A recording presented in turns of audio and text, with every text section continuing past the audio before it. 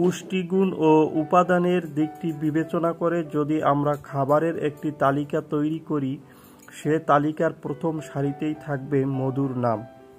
এটি শরীরের জন্য উপকারী এবং নিয়মিত মধু সেবন করলে অসংখ্য রোগবালাই থেকে পরিত্রাণ পাওয়া যায়। আজকে আমরা আলোচনা করব মধু খেলে কি কি উপকারিতা পাওয়া যায় সেই সম্পর্কে। শক্তি প্রদায়ী। মধু ভালো শক্তি প্রদানকারী খাদ্য, তাপ ও শক্তির ভালো উৎস। মধু দেহে তাপ ও শক্তি জুগিয়ে শরীরকে সুস্থ রাখে। হজমে সহায়তা করে।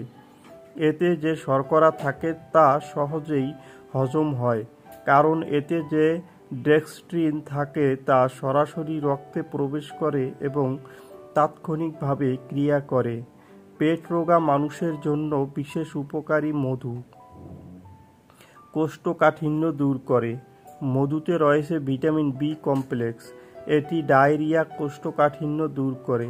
1 চা চামচ খাঁটি মধু ভোরবেলা পান করলে কোষ্ঠবদ্ধতা এবং অম্লত্ব দূর হয়। রক্ত শূন্যতা। মধু রক্তের হিমোগ্লোবিন গঠনে সহায়তা করে বলে এটি রক্তশূন্যতায় বেশ ফলদায়ক, কারণ এতে থাকে খুব বেশি পরিমাণ কপার, লৌহ ও ম্যাঙ্গানিজ। ফুসফুসের যাবতীয় রোগ ও শ্বাসকষ্ট নিরাময়ে সহায়তা করে। বলা হয় ফুসফুসের যাবতীয় রোগের ঔষধ হলো মধু। যদি একজন অ্যাজমা রোগীর নাকের কাছে মধু ধরে শ্বাস টেনে নেওয়া হয়, তাহলে সে স্বাভাবিক এবং গভীরভাবে শ্বাস টেনে নিতে পারবে। অনিদ্রা। মধু অনিদ্রার ভালো ঔষধ। রাতে শোয়ার আগে 1 গ্লাসে কয়েক ফোঁটা মধু মিশিয়ে খেলে গভীর ঘুম ও সম্মোহনের কাজ করে। যৌন দুর্বলতায়।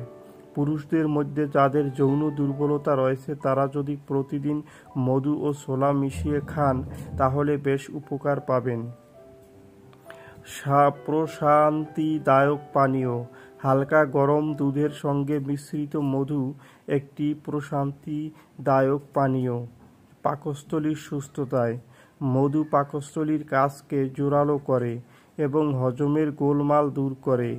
এর ব্যবহার হাইড্রোক্লোরিক অ্যাসিড ক্ষরণ কমিয়ে দেয় বলে অরুচি, বমিভাব, বুক জ্বালা এগুলো দূর করা সম্ভব হয়।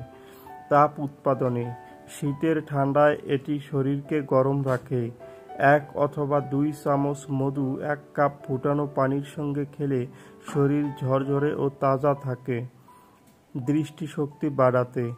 চোখের জন্য ভালো। গাজরের রসের সঙ্গে মধু মিশিয়ে খেলে দৃষ্টিশক্তি বাড়ে।